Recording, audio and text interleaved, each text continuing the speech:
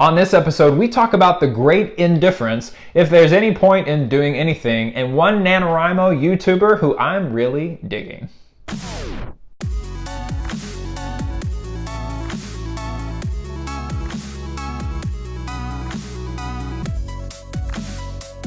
Hey everybody, and welcome to Finish Friday, the show that helps more creative people change more lives. I am your host, Todd B. from Tennessee, and I created the show because on a scale of 1 to understanding just how much Facebook knows about you, creating things is hard, and finishing those things is even harder. What scares me though, this is what scares me. I'm talking to somebody like an old friend.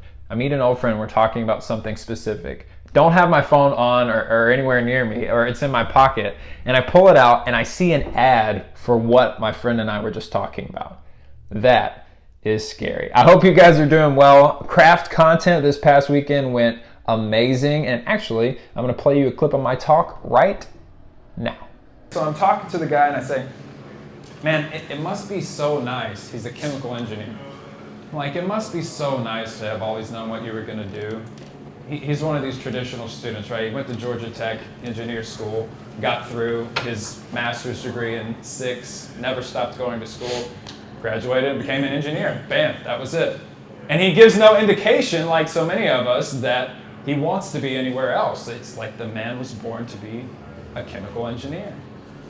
And so I'm talking to him, and I say, that must be nice to have always known you were going to be a creative engineer. And he says, oh man, it wasn't that way at all. And I'm like, thank God.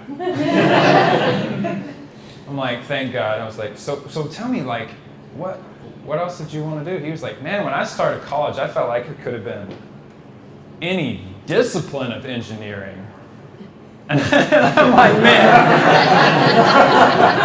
man, you gotta be kidding me, because like, I don't know about you guys, but when I was growing up, I was gonna be a golfer, then I was gonna be a musician, then I was gonna do math, and then I was gonna do writing, and then I was gonna be a computer programmer. When I graduated college, that's what I thought I was gonna do.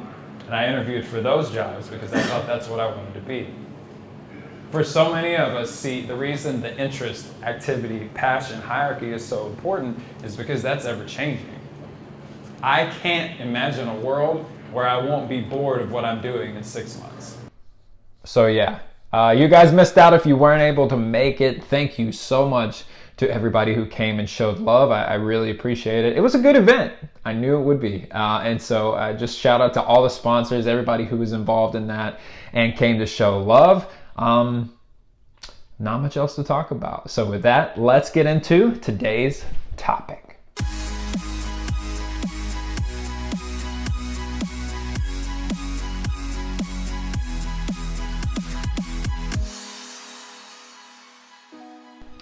Let's talk about how this works, because I think for some of you, you get discouraged once you start out something new. That's what I've been hearing a lot. With NaNoWriMo, everybody's going through this right now because it's kind of the middle of the month. And what happens is when we start something new, everybody's on board.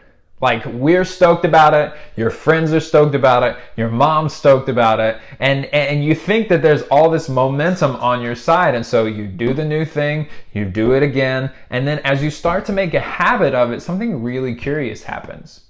Everyone stops caring. Or so it seems. Guys, go look at the first 7 episodes of this show. I started out big, for me, right, relative big views, and then it kind of falls off after a while because everyone's stoked about a start.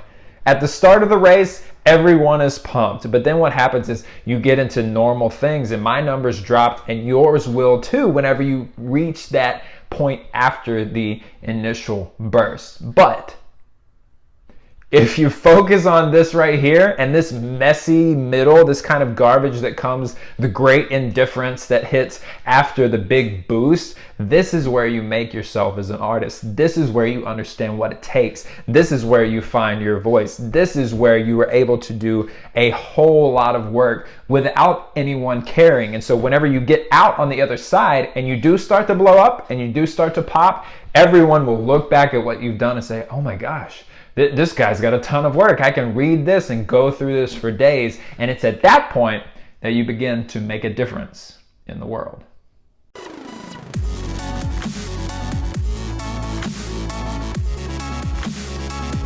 I probably wouldn't. It says I'd rather be golfing. I don't think that's true. I love golf, but I love shooting the show more. Today's question of the week. You guys, ask a question anytime to me at Todd Bryson on Twitter, or you can just go down there in the comments and ask what you're curious about. What you ask kind of determines where I steer this show, because I keep a really good pulse on the creative community. I want to know what you guys are struggling with, what you need help with, even if it's a particular like one site, or how do I write an introduction to a blog post. I can go from specific to wide, so put your questions down below and I will try to get them on the show. This week, Bob Smith asks, "Hi Todd, what do you do if you see it as though there would be no point in doing anything since you couldn't continue it tomorrow? Thanks, Bob." Okay, so I need to give you guys a little context around that before you're like, "Whoa, Bob, that's pretty dark." It's my theory, and I say this a lot, that I have this kind of die every day mentality. And I think that all artists in 24 hours, you have to kind of hit this reset button and you ignore all the success or failure you've had in your past so that you can create new art. And Bob says, well, what if you're looking at this as a 24-hour window, then maybe what's the point of doing anything? Why wouldn't you just go hang out with your family? And that's a great question, because it brings to light some important things, right? Like if you only had 24 hours, most of you probably wouldn't work. Right? Like we wouldn't do anything. We would just hang out with our family or whatever. And so it's actually this balance to where you have to act like you'll die tomorrow and you have to simultaneously act like you'll live forever. So that's why I say 24 hours to focus on what's right here in front of you. But you also have to work like you're building for the next 24 years, right? So it's the 24 hours and 24 years. You guys, if you're able to build a collection of successive good days, do you realize what kind of life that builds? And so at the same time, the 24 hours thing is like, yes, you ignore everything in your past, but no, you can't act like you're never going to exist. So in that 24-hour framework that you have today, because that's all you have. You can't live tomorrow. You can't live yesterday. You can live right now. You can live today. And so within that 24 hours, yeah, you need to give everything to your family because you love them so much. Yeah, you need to learn as much as you can because future you is going to have a hard time if you don't give him or her what you need. So with the 24 hours, it absolutely matters if you act like you're going to live forever.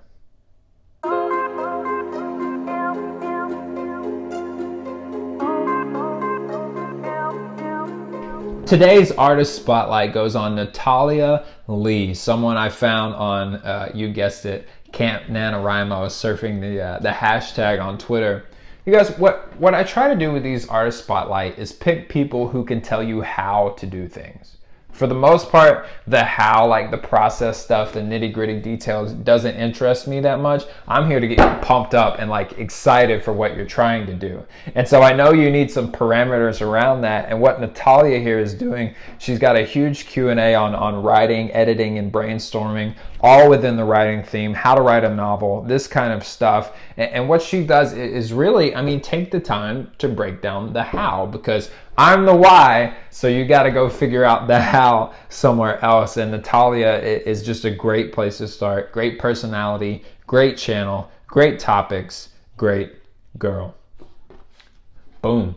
Another show in the books. Thank you guys for watching this every week. It's unbelievable to me how much the show has grown and how much it's going to continue to grow, because guess what? I've seen the great Indifference and I'm going to keep doing this show anyways. There's a reason there's 3 digits on the episode number. Ask the audience, what gets you motivated to create?